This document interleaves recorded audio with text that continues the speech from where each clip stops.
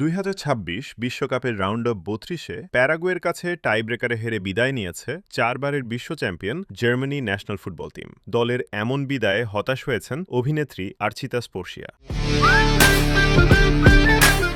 Match শেষে জার্মানির jersey পরা একটি ছবি ফেসবুকে শেয়ার করে স্পোর্শিয়া লেখেন, যবে থেকে ফুটবল বুঝি তবে থেকেই জার্মানিকে ভালোবাসি, হারলেও সমর্থন করে যাব। তিনি আশা প্রকাশ করেন একদিন জার্মানি আবারও তাদের হারানো গৌরব ফিরে পাবে। প্রিয় দলের বিদায়ে কষ্ট পেলেও জার্মানির প্রতি তার ভালোবাসা অটুট থাকবে বলেও জানান এই অভিনেত্রী।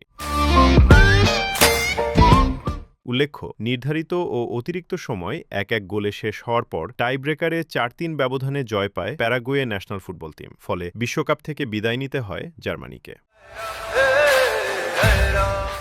Desk report, press desk, BD.